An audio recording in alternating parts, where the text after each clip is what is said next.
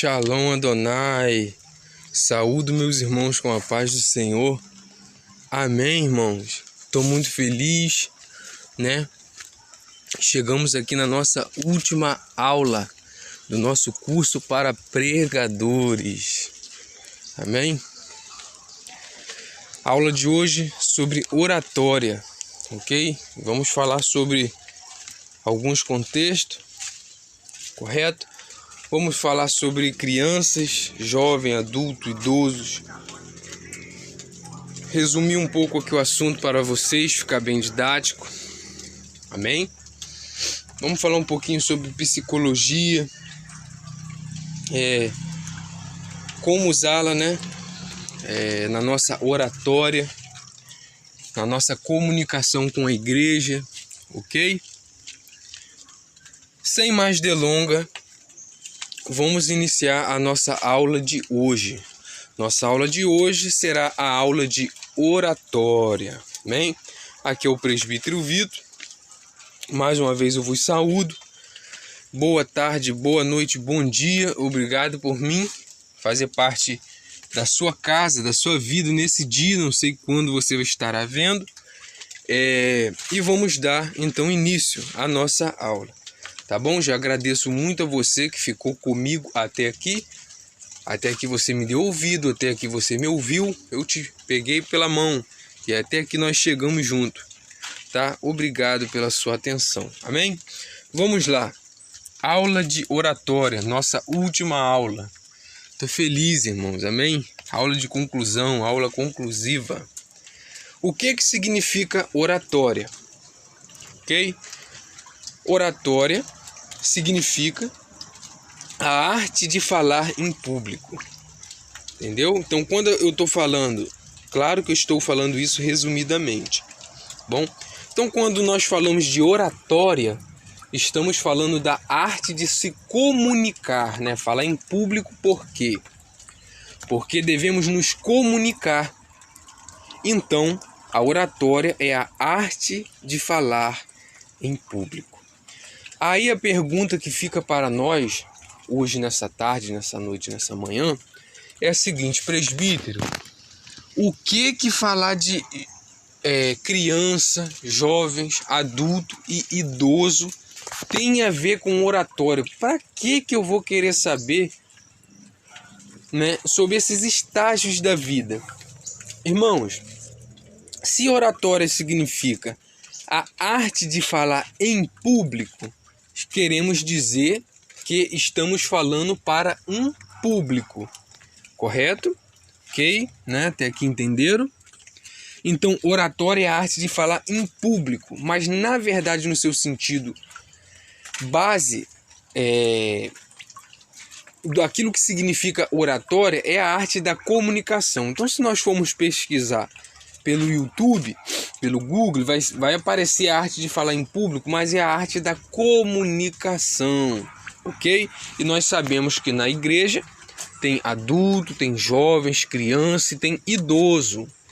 Então, não conhecendo cada estágio, como que funciona a mente, como que funciona, né, essa psicologia, o que vai acontecer? Eu serei inassertivo com as pessoas, né? Eu falarei de uma forma que as pessoas não entenderão, não me compreenderão, eu não as influenciarei, eu não as liderarei, né? Eu serei um chefe e isso as pessoas não querem. Amém? Então, oratória nada mais é que a arte da comunicação.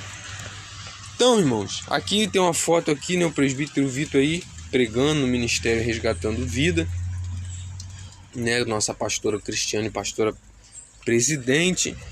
E vamos dar continuidade, vamos falar um pouquinho de crianças, né? Acho que tem um negócio aqui que vai atrapalhar um pouco. Então, qual é a fase do ser humano onde ele é caracterizado como criança? Entre os 7 e 12 anos. Nessa fase dos 7 aos 12 anos, como nós podemos ver ali, é uma criança bem jovem, muito, não tem experiência, está tudo começando agora, não é mesmo? Então, o que vai acontecer nessa fase dos 7 até os 12 anos de idade de uma criança. O que vai acontecer é que essa criança ela tem múltiplas crises de personalidade, né? Então, ora ela é mais influenciada pela igreja, ora ela é mais influenciada pela sociedade, ora ela quer ser mais igual à mãe, igual ao pai, igual ao amigo da escola. Então, ela tem uma crise de ansiedade muito grande, né? Não tem aquela personalidade sólida como um adulto tem.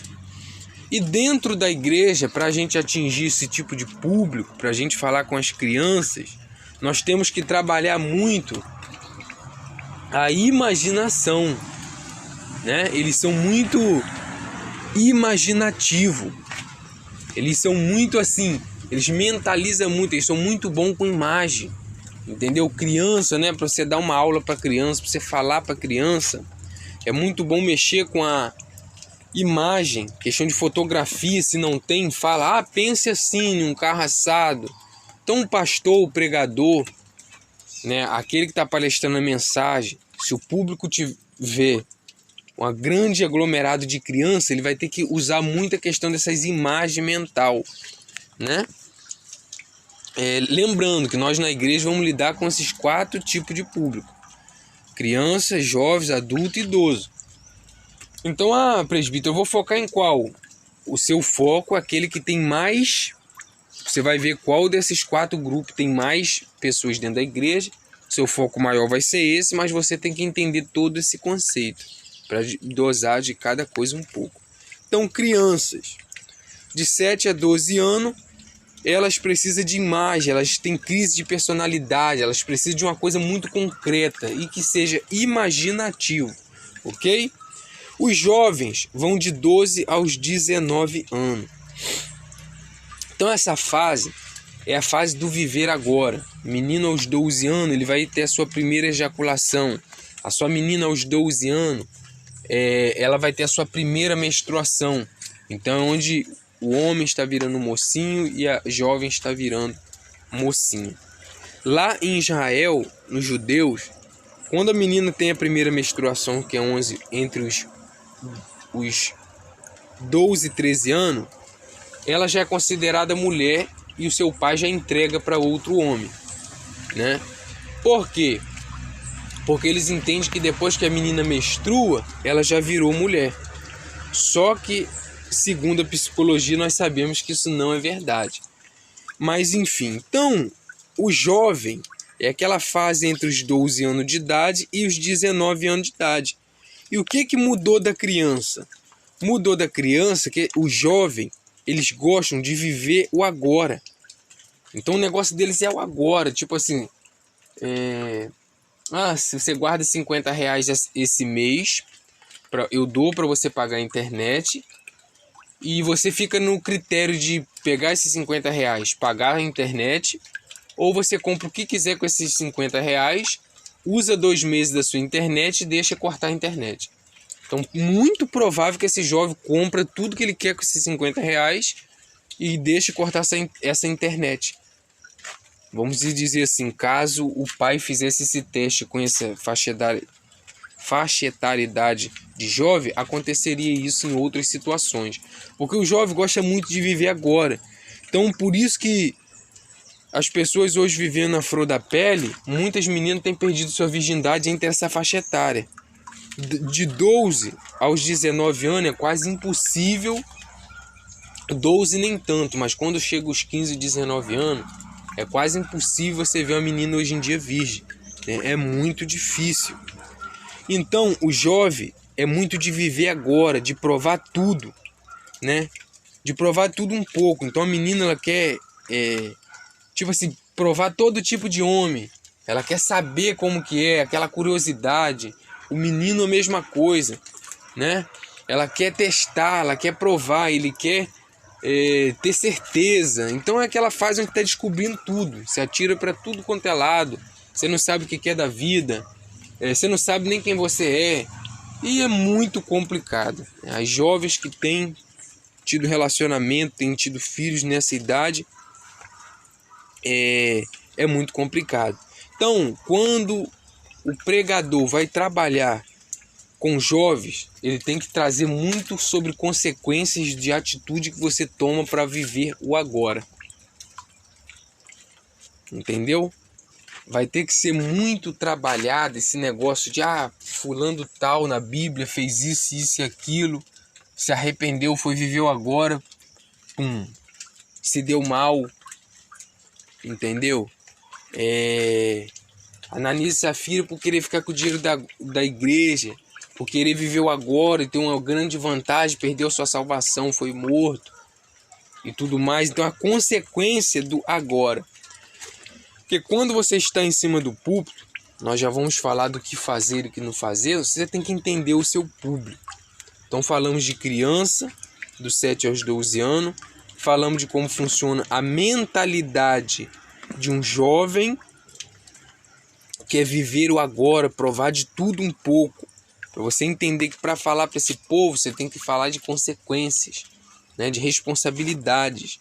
E agora nós vamos falar dos adultos, que vão dos 20 aos 50 anos, que a maior parte da nossa igreja está nessa faixa etária aqui.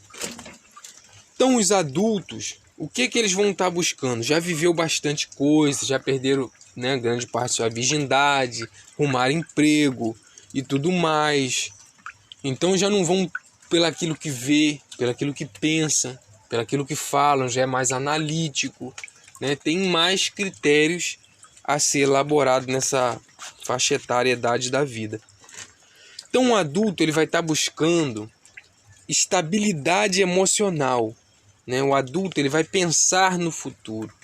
Eu vou fazer isso, eu vou fazer aquilo, a consequência vai ser X, vai ser Y. Então o adulto ele quer estabilidade. Então o que vai acontecer? Pessoas que batem no púlpito, bau, não sei o que, glória, glória, glória. E se for um adulto que é maduro, essa pessoa ela já te bloqueou 90%, né? Porque o adulto ele busca estabilidade, ele busca segurança, uma coisa que é equilibrado.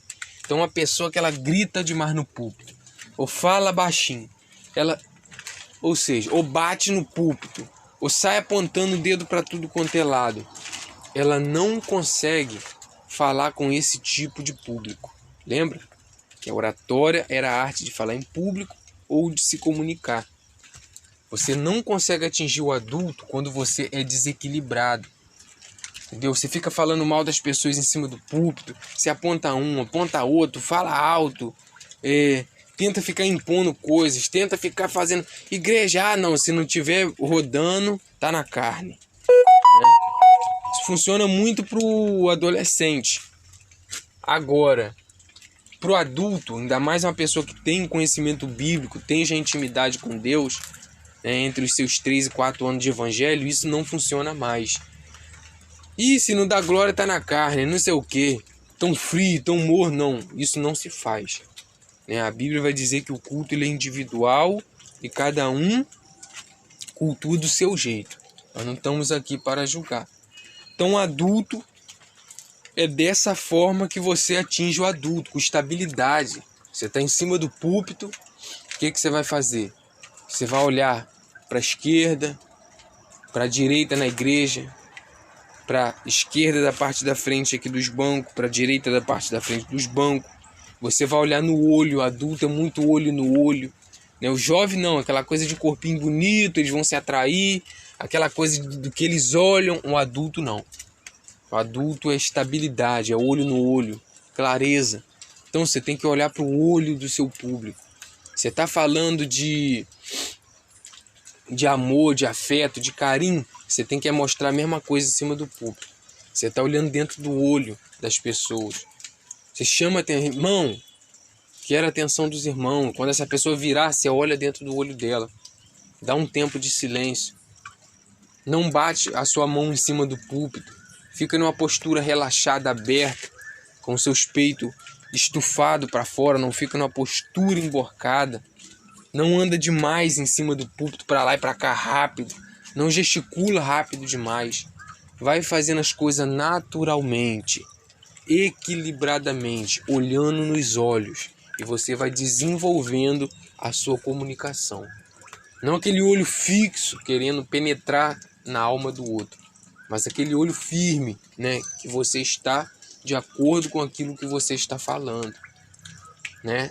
Oscilando entre falar um pouco mais alto, mais baixo, mais lento, mais rápido. Então, tudo isso, não só com adulto, mas como jovem, tem que ser elaborado no meio da sua pregação, ok? Então, o adulto está buscando estabilidade, sem esse olho no olho, sem essa clareza, sem essa segurança. É muito difícil você convencer um adulto a que aquilo que você está falando é o correto, é ao se praticar. E pessoas que ignoram a oratória, elas têm uma pregação maravilhosa, que as pessoas ou não lembram ou não acreditam que aquela forma é a melhor forma de se praticar. Ok? Então agora vamos falar sobre o idoso, né? Essa aqui é a terceira idade, que vai dos 60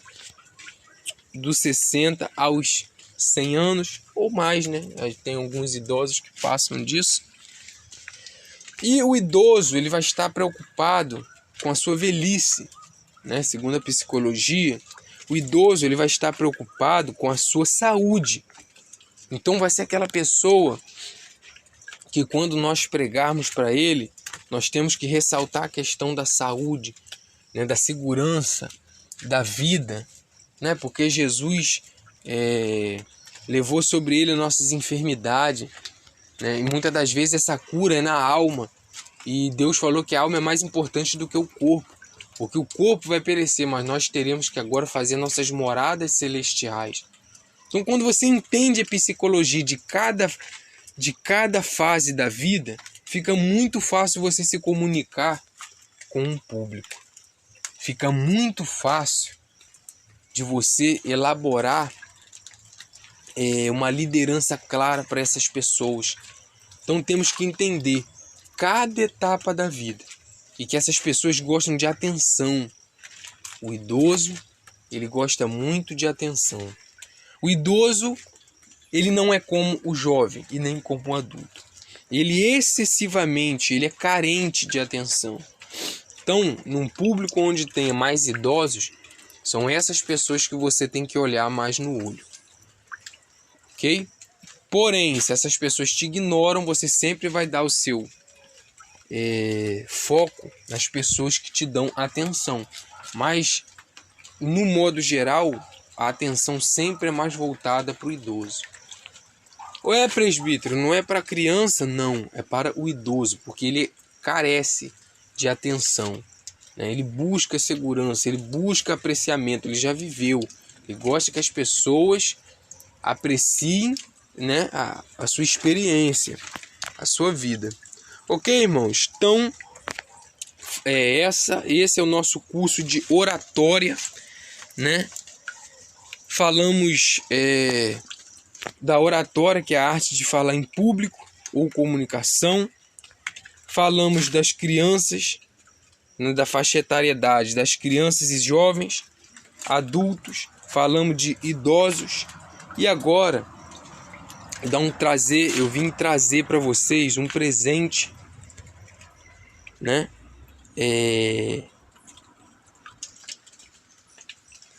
Vim trazer um presente para vocês, ok? Queria falar só um pouquinho sobre a psicologia, mas eu quero falar a parte da psicologia que ela é ineficaz, que as pessoas que estão fazendo curso de teologia no seminário, tanto no seminário que é aprovado pelo MEC, que é aquela faculdade que nós fazemos do Estado, né, do governo, quanto ao seminário dentro da igreja. Eu quero trazer um pouco sobre a psicologia. Isso aqui é um presente que eu estou dando para vocês dentro desse curso de oratória, para esclarecer grande parte dos desvios dos pregadores e da igreja, como a igreja tem se desviado por causa da psicologia. Primeiro, temos que entender que a psicologia ela nada tem a ver com o cristianismo. A psicologia ela é uma ciência, ok? Cristianismo é uma religião, uma fé, né? É aquilo que é espiritual. Antes de corpo, alma e tudo isso, tudo começa no espírito. Jesus era espírito antes de vir carne. Então, O que vai acontecer? A psicologia tem como crença que o homem veio do macaco, né? O evolucionismo, não acredita em Deus, todo aquele conceito que eu já passei para vocês no grupo. Só que eu quero falar sobre a psicologia social, ok? Essa é uma psicologia que estuda a sociedade, o meio ambiente, como que é as relações do homem com a sociedade, ok? Mas, de grosso modo, a psicologia ela estuda alma, corpo e o meio ambiente social. É esse meio ambiente social que eu irei falar hoje, ok? Que se chama psicologia social. Para essa psicologia social, a psicologia social que estuda a sociedade, as interações nas escolas, que estuda a convivência do ser humano, ela entende que pecado não existe, né? E isso tem entrado nas nossas igrejas.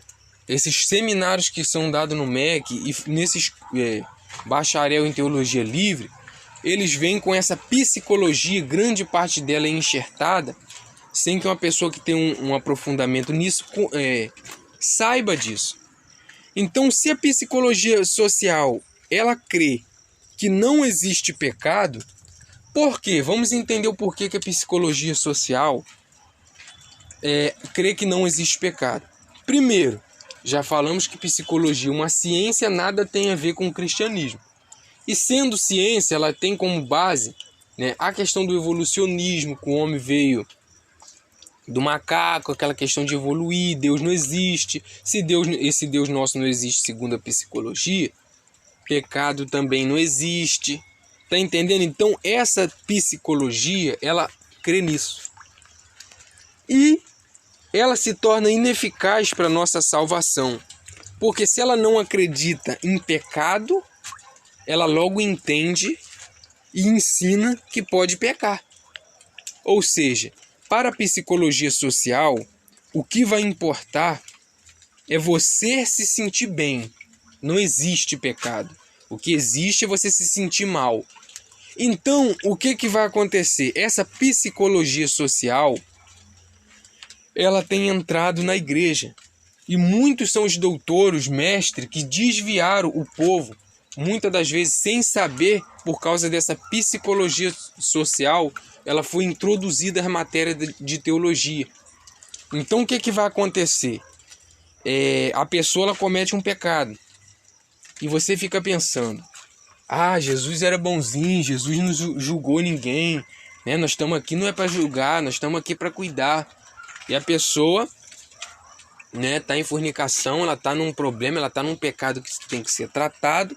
Só que a psicologia social entende que o que importa é a alma estar bem. Mas esse estar bem para a psicologia social é diferente de estar bem biblicamente. Porque biblicamente Davi estava totalmente quebrado, aflito, angustiado. Mas foi assim que ele alcançou o perdão. Foi assim que ele se consertou. Israel estava totalmente sendo contrariado por Deus. Mas foi assim que muitos se salvaram, onde Josué e Caleb entraram na terra prometida. Na questão da exortação, de corrigir. Então, entendemos que esse estar bem bíblico é você estar sentindo uma carga de energia. Muitas das vezes até negativa, porque contraria você, contraria o pecado. Mas a sua alma está salva. Mas estar bem para a psicologia social é estar aliviado. É deixar sua consciência longe de pensar em pecado. Porque pecado traz... como que se diz? Pecado vai trazer... angústia não. Pecado ele vai deixar você num estado de estresse. Então você fez uma pornografia... de forma assim, a menina vai e vende um nudes do peito, né, da sua vagina, de uma parte íntima. Quem estuda psicologia, ou quem se adentrou para esse ponto, não se arrepende. A mente é cauterizada porque não existe pecado. Ela mandou nudes, ela fez o que fez, a pessoa ali, o rapaz ou a menina fez um sexo grupal com 3, 4 pessoas e ela não vai se sentir mal com isso. Porque o que importa é se sentir bem. É isso que a psicologia social ela vai pregar. E para finalizar, essa psicologia social entrou dentro da igreja. Então tem feito que muitos pastores, muitos líderes, muitos presbíteros, tudo, isso incluindo tudo, muitas pessoas que têm feito seminário têm se perdido por causa da psicologia. Porque eles não conseguem ainda distinguir esse tipo de coisa. Então a pessoa está dentro da igreja, você não pode já trazer mais uma mensagem exortativa, né, que você está querendo julgar quem é você, que nós já temos um líder e tudo mais. Amém, também concordo, mas pecado é pecado. Não, psicologia social não vai existir isso. Então temos que ter cuidado que essa libertinagem ela entrou através da psicologia dentro da igreja. E essa psicologia social, ela nega o pecado, né? E como combatemos essa psicologia dentro da igreja? Não aceitando certas doutrinas. Exemplo, morreu, o cara se mata, está no céu. De forma nenhuma. A Bíblia vai dizer que aquele que confessar os seus pecados e deixar alcançará perdão. Quem se mata não tem como se arrepender. Segundo, quem destrói o templo do Espírito Santo tem que ser destruído. Ou seja, isso é bíblico. Milhões de outros versículos eu vou conseguir combater esse tipo de coisa. O suicídio não tem perdão, é blasfêmia contra o Espírito Santo. Suicídio, apostasia e blasfemar diretamente contra o Espírito Santo é o mesmo pecado, não tem perdão. E outros pecados que têm entrado dentro da igreja, né? Tipo assim, negócio de cultura, né? A Bíblia, finalizando, a Bíblia tem a sua própria cultura estabelecida. Então, tem uma cidade específica na África, é chamada Guiné-Bissau. E nessa cidade, as prostitutas ficam com o peito tapado. Só que as mulheres que se converteram ao cristianismo ficam com os peitos de fora. Mas, por quê? Porque nessa cultura Guiné-Bissau na África, eles entendem que a mulher que está com o peito de fora, ela mostra que ela foi fértil, teve filho, deu de amamentar e é uma mulher direita. E a mulher que está com o peito tapado é prostituta, porque não deu de mamar, não deu de alimentar e comer a criança. Só que temos que entender que a Bíblia já vem com uma cultura do que pode e não pode fazer, do que pode e não pode usar, do que pode e não pode falar. E quando você adere ao cristianismo, a sua cultura ela tem que mudar você querendo ou não. Porque a cultura bíblica ela sobrepõe qualquer cultura. Entendeu? Porque a cultura, não estou falando de cultura que é só para deixar uma palhinha. O que é cultura? É ajuntamento de obra, fé e prática. E nós já temos ajuntamento de obra, fé e prática dentro da Bíblia. Então ela traz uma nova cultura. Ok? Então, para finalizar a questão da psicologia, é isso que a psicologia vai fazer. Não tem esse negócio de Bíblia. O que importa é você se sentir bem. Então, irmãos, vamos quebrar isso. Para ser um bom pregador, tem que pregar, tem que bater contra pecado, tem que falar aquilo que as pessoas muitas das vezes, infelizmente, não vão querer ouvir, tá? Independente da sua posição, que você tenha sabedoria da hora de falar isso, que você tenha sabedoria como vai falar isso, quando vai falar isso, que você tempere as suas palavras, mas que você não deixe de se manifestar, ok? Eu agradeço a oportunidade, muito obrigado, tá? Essa é a nossa aula de oratória, dei um presente para vocês no final, que é esse contexto aqui psicológico, e que vocês não venham deixar essa psicologia social afetar as doutrinas da igreja, ok?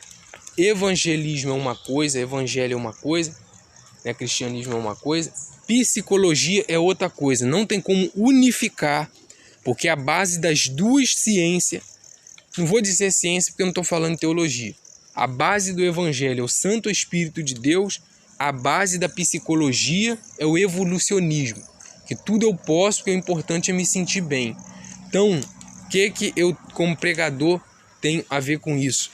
Você tem uma responsabilidade de tudo aquilo que combater a palavra de Deus, você ir de encontro a isso e você combater esse tipo de coisa.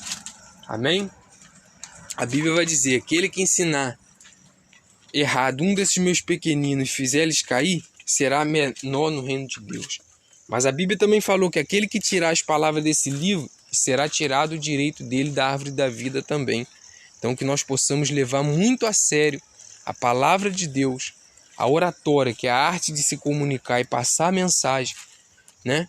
E que nós possamos pegar agora todo esse conhecimento e aplicar com uma maturidade espiritual, né? E psicológica. Eu saúdo meus irmãos com a paz do Senhor. Muito obrigado. Aqui concluímos o nosso curso básico de pregadores. Chegamos até aqui, eu estou feliz. E você que queira, você me chama no privado 21 999 888 301. Me chama lá, vai ter uma prova. Você vai fazer essa prova, você vai receber o seu certificado. Amém? Saúdo meus irmãos com a paz do Senhor. Pregue contra o pecado enquanto há tempo. Amém? Amém.